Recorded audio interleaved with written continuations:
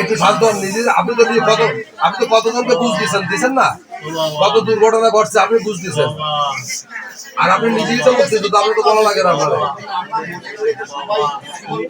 আমার মা হচ্ছে বোর্ড, আমি তার একমাত্র ভাই না। আমার মামা পুলিশ চাকরি করে। এই ছাত্র যে আন্দোলন করছে, আন্দোলন হওয়ার পর আবার তারা আন্দোলন করতেছে খালি খালি, যে কারণে আমার মামা সেই ঠেকাইতে দিয়ে সেই মিছিলে পড়ে কয়েকজন ছাত্ররা মিলে আমার মামার বাড়ি করছে।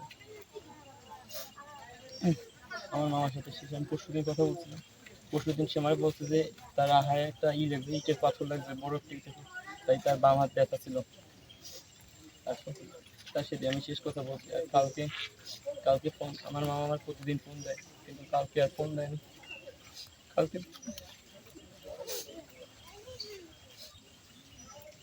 মারছে, আমি চাই তাদের সুষ্ঠু বিচার হোক আর তারা যেন শাস্তি পায়। আমার মামার যেন এই শান্তি হোক, শান্তি। খুবই আপনজন,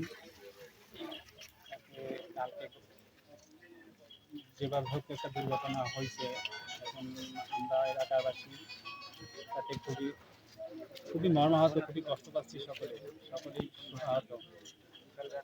সবাইকে আত্মার জন্য দোয়া করার জন্য বা আশীর্বাদ করার জন্য।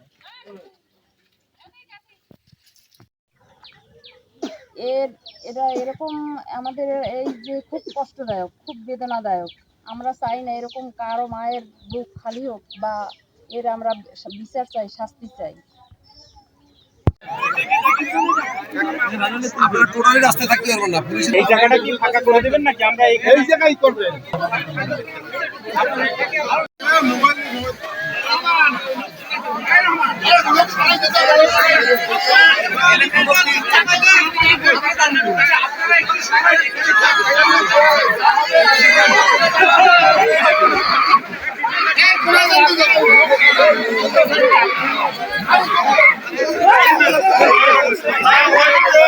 পুলিশ সদস্য সুমন কারাবির স্মরণে কিছু সময় নীরবতা পালন করা হবে। উপস্থিত গণ্যমান্য ব্যক্তিবর্গ আমাদের সাথে শরীক হইতে পারেন। এই কাজ আবে শুরু হবে, আবে শেষ হবে। অনারগার্ড আপ।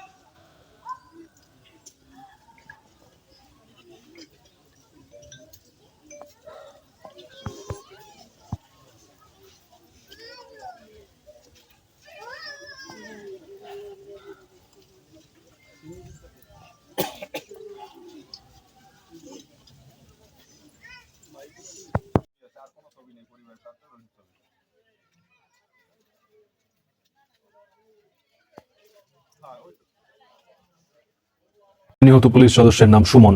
তিনি পুলিশ লাইন্সে কর্মরত ছিলেন বলে জানা গেছে। সংঘর্ষে আরো 20 জন পুলিশ সদস্য আহত আছেন বলে জানিয়েছেন খুলনা মেট্রোপলিটন পুলিশের কমিশনার। এর আগে শুক্রবার বিকেল থেকে সন্ধ্যা পর্যন্ত খুলনার 0 পয়েন্ট গল্লামারি মোড় এবং খুলনা বিশ্ববিদ্যালয় এলাকায় শিক্ষার্থীদের সঙ্গে পুলিশের সংঘর্ষ হয়। সদস্য সুমন ঘরাবি, তিনি পুলিশের কনস্টেবল পদে চাকরি করতেন, তিনি মারা গেছেন এবং তার গ্রামের বাড়ি বাগেরহাটের কচুয়াতে। এবং এছাড়াও তাদের প্রায় তারা শান্তিপূর্ণভাবে মিছিল শুরু করেছিলেন এবং সেই শান্তিপূর্ণ মিছিলে খুলনা বিশ্ববিদ্যালয়ের সামনে পুলিশ যখন বাধা দিয়েছে এবং টিয়ারশেল নিক্ষেপ করেছে, রাবার বুলেট নিক্ষেপ করেছে, এবং সেই সময় কিন্তু প্রচন্ড বৃষ্টি হচ্ছিল। সেই বৃষ্টি এবং টিয়ারশেল নিক্ষেপ করেও ছাত্ররা সেখানে প্রায় 5:30টা পর্যন্ত তারা অবস্থান করে এবং তারপরে তারা যখন গল্লামারি হয়ে সেই বাড়ির দিকে আবার ফিরে আসছিলেন।